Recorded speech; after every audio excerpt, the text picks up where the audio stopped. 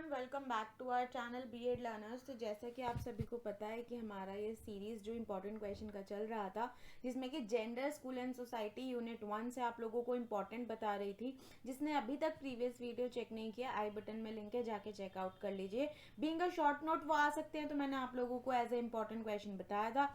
इसमें आपको मैं सिंगल क्वेश्चन बताऊंगी, 16 मार्क्स का आपको आ सकता है, तो ये भी आप प्रिपेयर कर लेना। इसको फुल फ्लेज क्वेश्चन है, ये किस तरीके से आप आंसर दे सकते हैं इस वीडियो के अंदर हम जानेंगे।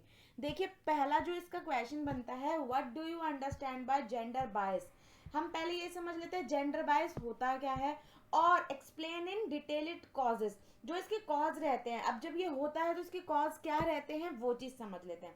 देखिए, जेंडर बायस क्या होता है, बेसिकली एक भेदभाव करना होता है, जो कि आजकल सोसाइटी में बहुत कॉमनली देखा जाता है कि हम एक बॉय को और गर्ल को किस तरीके से ट्रीट करते हैं, तो वो होता है gender bias. Gender bias is observed and discussed in society and worldwide. Parents and teachers of young people are especially concerned with the unequal treatment of the boy and girl. जहाँ unequal treatment किया जाता है एक लड़की के साथ और एक लड़के के साथ, उसको हम जेंडर बायस कहते हैं। अब इसके क्या क्या कारण हो सकते हैं, क्या वजह हो सकती है, वो समझते हैं। Women are assigned different workload. Second, they have different responsibilities for child and family welfare. Third, they have lack of decision making power. Fourth, depend on the father and later on their husbands. देखिए, women को एक किस तरीके से हमारी जो कुछ ख्यालात होते हैं पुराने लोगों के, क्या रहते हैं वो, कि वो अपना एक घरेलू घर में ही काम करें, घर में ही अच्छी लगती है एक स्त्री, वो बाहर जाके नहीं कर सकती है। एक ये मेंटालिटी रहती है जो कि बचपन से ही वो देखती आ रही है, फेस करती आ रही है, तो उसके ऊपर इतना वर्कलोड हो जाता है कि अगर वो घर का भी कर रही है और बाहर का भी कर रही है, तो उसमें क्या आता है, उसके ऊपर रिस्पॉन्सिबिलिटीज हो जाती हैं। अगर बच्चा आ जाता है तो बच्चे के साथ भी और फैमिली को भी उसे संभालना पड़ जाता है, जो कि एक लड़के के साथ नहीं दिया जाता है। इसमें सेकंड क्या आता है, उसको अब डिसीजन मेकिंग की पावर नहीं दी जाती है कि वो अपने लिए कुछ अच्छा सोच सके, अपनी फैमिली के लिए कुछ सोच सके, या अपने बच्चे के लिए कुछ सोच सके, तो वो चीज उसे डिसीजन मेकिंग पावर नहीं दी जाती है, जहाँ की उससे वो चीज खींच ली जाती है। अब क्या कहा जाता है, पहले एक लड़की अपने फादर पे डिपेंड रहती थी और शादी के बाद हस्बैंड पे रहती है। तो एक ये होती है जिसमें कि एक लेडी बचपन से लेके अपनी मरने तक की एज में हर चीज में डिपेंड रहती है। क्यों? क्योंकि उसको बनाया ऐसा जाता है। ठीक है, अब देखिए, जेंडर बाइस इंडियन सिनेरियो के अकॉर्डिंग क्या कहा जाता है। इंडियन सिनेरियो में होता है कि देखिए, बहुत कॉमन है आज के टाइम में कि हर आदमी चाहता है कि मुझे लड़का हो, लड़की हो ना हो तो बाद में हो, या जो भी रहता है उनका, हमें मेल चाइल्ड ही चाहिए। तो वो एक रहता है, अगर वो माँ के गर्भ में आई भी नहीं है लेडी, अगर वो बच्चा नहीं आया है, उससे पहले ही उसके घर वाले चेकअप करा देते हैं, पता लगवा लेते हैं। अगर लड़की है तो अबॉर्ट कर दो, लड़का है तो उसको आगे बढ़ाओ, वो चीज देखी जाती है। बाल विवाह करा दिया जाता है, उसकी मारपीट की जाती है। अगर वो दहेज नहीं दे रहे हैं तो मारा पीटा जाता है, सही काम नहीं कर रही है तो मारा पीटा जाता है। गलत, अगर आदमी गलत है तो वो अपना गुस्सा अपनी औरत पे निकालता है। इस तरीके से उसकी हेल्थ प्लानिंग नहीं देखी जाती है, बेसिक नीड्स जो होती हैं वो पूरी नहीं की जाती हैं। फैमिली प्लानिंग के लिए, जैसे कि मेटर्नल हेल्थ हो गई, अपनी जब प्लानिंग कर रहे हैं बेबी की, तो उसके अकॉर्डिंग क्या उसको हेल्थ इश्यूज हैं, वो चीज नहीं देखी जाती है, सब चीज एक औरत पे ही डाल दी जाती है। तो एक इंडियन सिनेरियो के अकॉर्डिंग ये जेंडर वाइज कहलाया जाता है। पढ़ लेते हैं, sex determination and preference to male child is very common in culture. ये बहुत कॉमन है आज के टाइम में कि सेक्स डिटरमाइन, अब तो लॉज हो गए हैं कि आप नहीं चेकआउट करा सकते हैं, बट कहीं ऐसा भी होता है, अभी भी होता है। अब the bias against women and girls are incredibly complex issue. ये बहुत इनक्रेडिबल कॉम्प्लेक्स इशू है, जो कि हमारे सोसाइटी में कुछ हद तक ठीक हुआ है, लेकिन प्रॉपरली ये ठीक नहीं हुआ है। Gender discrimination are high in rate sexual violence that occur. जो सेक्सुअल वायलेंस रेट है वो बहुत ज्यादा है, कि कुछ लोग पीकर अपनी औरत को मारते हैं, कुछ लोग गलत इल्जाम लगा देते हैं। तो डोमेस्टिक वायलेंस होता है जो किया जाता है औरतों के साथ, उसको हम इंडियन सिनेरियो में देखते हैं, क्योंकि बेसिकली ऐसा सबसे ज्यादा इंडिया में ही देखा जाता है। चाइल्ड मैरिज करा दी जाती है, बच्चे को पहले ही भेज दिया जाता है कि इसका आगे खर्चा कौन उठाएगा, उसकी चाइल्ड मैरिज करा दी, डोमेस्टिक वायलेंस किया जाता है, ऑनर किलिंग करी जाती है। हमारा नेक्स्ट पॉइंट आता है health care including basic family planning and maternal health service, ये चीजें भी नहीं देखी जाती हैं। ठीक है, ये हो गया एक इंडियन सिनेरियो। आप इस तरीके से 16 क्वेश्चन अगर मार्क्स आ जाता है तो आपको इसी तरीके से आंसर को देना है कि फुल फ्लेश्ड क्वेश्चन है, इसको स्किप मत करना, अच्छे से कर लेना। देखिए सेक्सुअल असॉल्ट, अब क्या क्या क्यों क्यों किया जाता है हम ये देखते हैं। सेक्सुअल असॉल्ट सबसे ज्यादा सीरियस प्रॉब्लम है इंडिया के अंदर, ये सबसे ज्यादा होता है और इसकी एज फिजिकल वायलेंस की रहती है जो 15 से 15 से 49 experienced physical violence and about 1 in 10 experience sexual war. Physical violence means हो गया आप लोग उसको मार रहे हैं, और सेक्सुअली हो गया कि आप उसके साथ गलत कर रहे हैं, रेप कर रहे हैं। उस चीज में 10 में से 1 वुमेन को मिलेगा कि उसके साथ सेक्सुअल वायलेंस हो रहा है। ठीक है, अब डिवोशन देखिए इंडिया के अंदर क्या है, सबसे ज्यादा पूजा भी घर की लक्ष्मी को जाता है, सबसे ज्यादा लक्ष्मी को सरस्वती को पूजा जाता है, लेकिन वहीं पे उस औरत को मारा भी जाता है, उसके साथ गलत भी किया जाता है। तो एक ये डी मीनिंग हो जाता है devotion, devotion of goddess. It means कि इंडिया के अंदर एक इंडिया ऐसा है जहाँ पे लक्ष्मी जी को पूजा जाता है, एक औरत को लाया जाता है तो उसको लक्ष्मी जी का दर्जा दिया जाता है कि ये घर की लक्ष्मी है, उसके आने से घर में बरकत होगी। बट क्या होता है कि यहाँ पर आने के बाद उसको मारा पीटा जाएगा, उसकी गलतियां निकाल दी जाती हैं, उसको गलत बोला जाता है। तो एक डी मीनिंग लाइफ जी रहे हैं इंडियंस, क्या कर रहे हैं, डी मीनिंग लाइफ जी रहे हैं। अब दिवाली आती है तो लक्ष्मी जी को सरस्वती जी को पूजा जाने लगता है, लक्ष्मी गणेश जी को पूजा जाता है, जबकि उसी घर के अंदर मारा पीटा भी जाता है। तो एक डी मीनिंग हो जाता है। अब आता है उसमें एसिड अटैक, एसिड अटैक भी हो जाता है और ऑलमोस्ट लेडीज के साथ होता है कि नहीं पसंद आया कोई, उसने मना कर दिया तो उसको मार दिया, उसके ऊपर एसिड फेंक दिया। आज के टाइम में इन गवर्नमेंट ने बेसिक रूल निकाल दिया है, अगर आपको एसिड चाहिए, क्योंकि घर साफ करने के लिए भी लोग लेके जाते हैं एसिड, एसिड चाहिए तो अपना रेजिडेंस प्रूफ दीजिए और अपना आधार कार्ड, सब कुछ आपको आइडेंटिटी प्रूफ आपका देना पड़ेगा, उसके बाद ही आपको एसिड मिलेगा। अगर कोई विक्टिम हो जाता है एसिड अटैक का तो उसके लिए गवर्नमेंट भी लॉ निकाल रखा है कि उसका गवर्नमेंट हॉस्पिटल में फ्री ऑफ कॉस्ट आप इलाज कराया जाएगा। तो ये चीजें होती हैं जो कि बेसिक एक वुमेन को झेलनी पड़ती हैं, चाहे उसका बचपन हो चाहे उसकी जवानी हो, हर वक्त उसको एक डर रहता है। देखिए जेंडर वाइज में सबसे ज्यादा मेन मोटिव, मेन ज्यादा ये एक मुद्दा कह सकते हैं आप। तो ये क्वेश्चन आता ही आता है। अब देखिए क्या कॉज रहते हैं जेंडर डिस्क्रिमिनेशन के, क्यों माना जाता है कि गर्ल एक अनवांटेड एंटिटी है। देखिए क्या होता है कि girl child has a considered as an unwanted entity. देखिए इसमें माना जाता है कि आज के टाइम में, थोड़े टाइम पहले, अब तो लड़कियों को फिर भी थोड़ा बहुत उनके पेरेंट्स करने लगे हैं, लेकिन पहले के टाइम में गर्ल्स को मान चाहता ही नहीं था कोई कि आगे उसका आएगा, फिर उसके साथ कुछ गलत हो गया तो माँ बाप का जीना मरना हो जाता है, अगर उसने गलत कुछ कर लिया तो माँ बाप का जीना मरना हो जाता है, अगर वो गलत घर में चली गई तो माँ बाप परेशान रहते हैं। तो एक चीज होती है कि पेरेंट्स ये चीज लेना ही नहीं चाहते थे कि हमारे ऐसे कुछ आए, हम आगे लड़की को दें तो उसका कन्यादान, उसके में दहेज देना पड़ेगा, तो ऐसे घर में भेजेंगे जहाँ दहेज देना पड़ रहा है, तो वो चीज ना पेरेंट्स अवॉइड करते थे, इसलिए एक अनवांटेड बन जाती थी identity. Discrimination even before her birth, अब जैसे ही पता चलता था कि एक माँ, एक लेडी प्रेग्नेंट है, तो पहले उसको परख लेते थे, पहले ही जाके हॉस्पिटल में टेस्ट हो जाया करते थे, तब इस पे कोई रेगुलेशंस नहीं हुआ करते थे।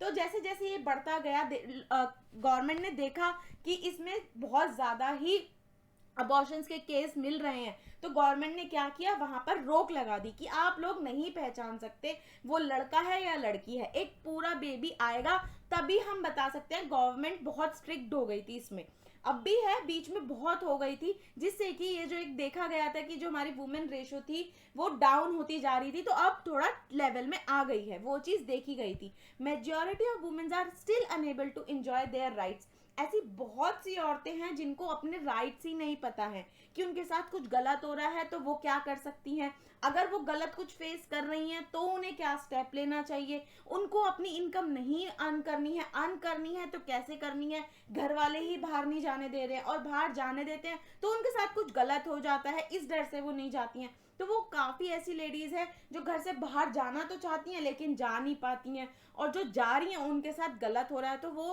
अनेबल हैं कि अपने जो राइट्स हैं फुली इंजॉय करने के लिए। एल्स जबकि देखा गया है एक आदमी जो है आधी रात को अगर निकलता है तो उसे ये डर नहीं होता है मेरे साथ कुछ गलत हो जाएगा, लेकिन एक औरत नहीं निकल सकती है। तो वो चीज उसके लिए क्या है कि एक पाबंदी बन चुकी है कि उसको हर चीज मर्यादा में करनी है, जबकि एक आदमी नहीं करेगा।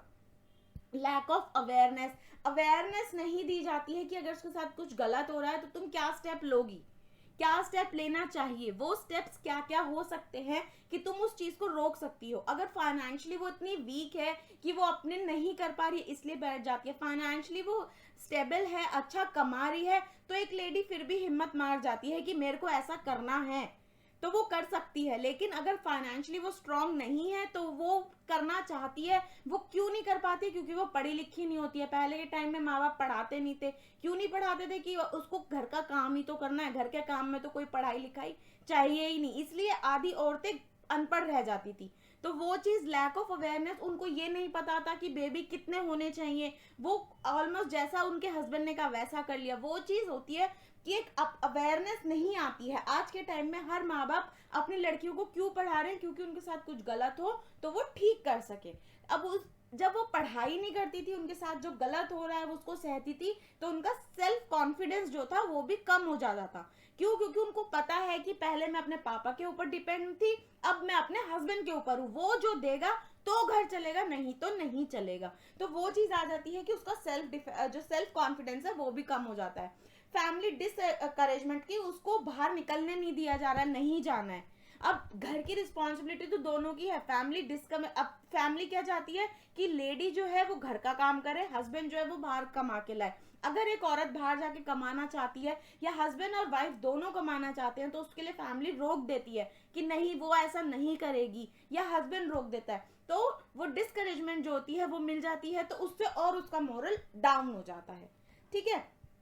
अब देखिए लिटरेसी, इलिटरेसी क्या होता है? लिटरेसी हो गया आपकी एक लेडी पढ़ी है, बट इलिटरेसी हो गया कि वो अनपढ़ है, वो कुछ नहीं पढ़ी है। अब नहीं पढ़ने के चक्कर में उसको इतनी प्रॉब्लम्स फेस करनी पड़ती हैं, उसको अपनी आइडेंटिटी नहीं पता होती है। दुनिया में उसको पहले पापा के नाम से जाना जाता था, फिर उसके हस्बैंड के नाम से जाना जाता है, उसकी खुद की कोई आइडेंटिटी नहीं होती है। तो आज के टाइम की लेडीज क्या चाहती हैं? अपनी आइडेंटिटी चाहती हैं, तो इसलिए वो पढ़ रही हैं। अब देखिए इसमें क्या आता है, एजुकल backwardness of the girls has been the resultant cause of gender discrimination.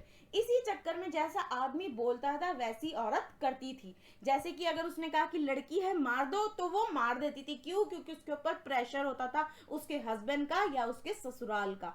तो वो चीज होती है कि एक एजुकेशन बैकवर्डनेस होती है, जिससे कि गर्ल नहीं कर पाती थी कि उसको लड़की चाहिए या नहीं चाहिए, डजंट मैटर, उसकी फीलिंग्स नहीं मैटर करती हैं।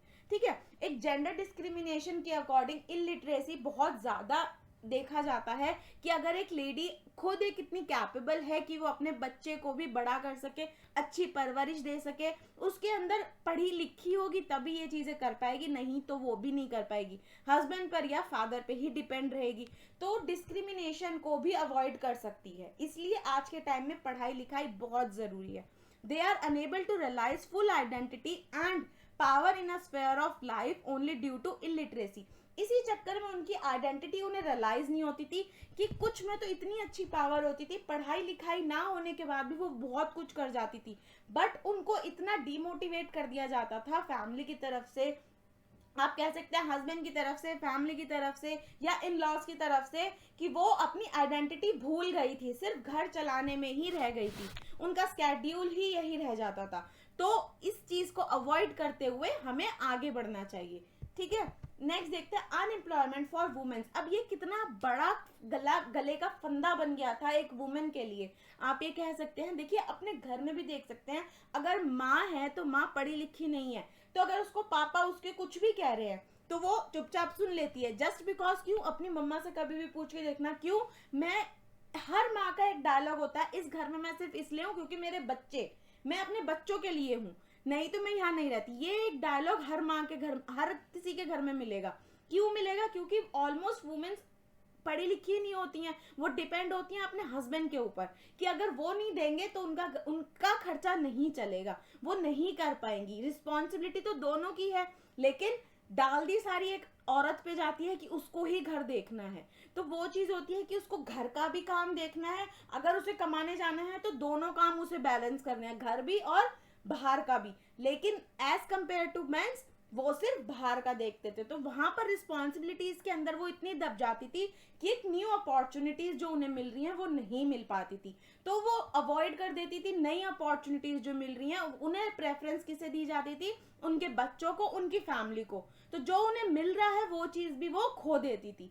तो वही चीज यहाँ पर है, urban and rural India women spend a large proportion of time on house hold chores. अब इसी काम में लगी रहती थी कि हर वक्त उन्हें घर के काम ही करने हैं, तो उन्हें कुछ आता भी था, पढ़ाई नहीं आती थी, कुछ और तो आता था, वो उस काम में निकल सकती थी, बट वो उस काम में छोड़कर घर के कामों में ही रह जाती थी, जिससे कि उनकी खुद की आइडेंटिटी कहीं गायब हो जाती थी और सुनने को क्या मिलता था, तूने किया क्या है। तो एक ये बेसिक है, आप अपने इसको, ये क्वेश्चन पूरा एक बेसिक लाइफ से इंटरेक्ट कर सकते हैं, अपनी खुद की लाइफ में देखिए, आस पड़ोस में देखिए, अपनी मम्मा से बात कीजिए। अगर आप ये क्वेश्चन 16 मार्क्स का क्वेश्चन ये पेपर में आएगा तो आप इसको अच्छे से कर लीजिए, इसमें रटने वाली या पढ़ने वाली कोई बात नहीं है, आप इसको सिर्फ पॉइंट्स समझ लीजिए कि इसमें क्या लिखना है। आप अगर ये पॉइंट्स आपकी बेसिक लाइफ से इंटरेक्ट करेंगे तो आपका ये आंसर ऑलमोस्ट डन है।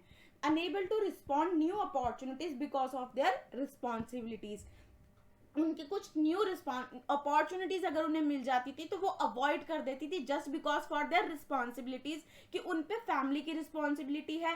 अगर वो अच्छा कुछ काम कर रही हैं और अगर वो प्रेग्नेंट हो गई हैं तो भी उन्हें अपनी कह सकते हो आपकी अपनी जो उनकी इच्छाएं होती थी उन्हें मारना पड़ता था, लेकिन उनकी रिस्पॉन्सिबिलिटीज आगे आती थी। Economic dependence on the male counterpart. अब घर का जो घर चलता किससे है, एक बेसिक सा पॉइंट है, घर सिर्फ आदमी चलाता है। पहले के टाइम में यही हुआ करता था कि घर की औरत घर में रहेगी और आदमी बाहर से कमा के लाएगा। काउंटर पार्ट एक बेसिक मेल है। एक इंडिया को या भारत को या यूनिवर्स को चलाने वाला ऑलमोस्ट यही कहते हैं कि आदमी चलाता है। आज के टाइम में दोनों अगर मिलके करेंगे तो भी घर मुश्किल है चलाना, इसलिए पहले बहुत कम खर्चे हुआ करते थे लेकिन फिर भी हो जाता था। वही चीज यहाँ पे है कि बेसिक काउंटर पार्ट है, कौन मेल डोमिनेंट है कि वो घर चला रहा है, इकोनॉमिक उसी पे डिपेंड करती थी घर की। तो वही चीज यहाँ पर बताई गई है, जस्ट बिकॉज वुमेन अनएम्प्लॉयड थी और उसकी रिस्पॉन्सिबिलिटीज के वो नीचे इतनी दबी हुई थी कि वो कुछ न्यू अपॉर्चुनिटीज को वेलकम ही नहीं करती थी।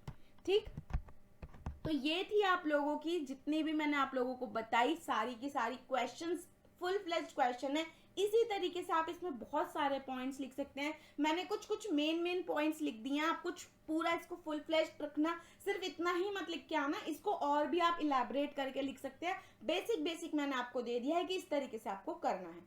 ठीक है, चलिए मिलते हैं नेक्स्ट वीडियो में। इसी का आपको नेक्स्ट क्वेश्चन दूंगी एक और, उसके बाद हम करेंगे स्टार्ट यूनिट 2। चलिए मिलते हैं नेक्स्ट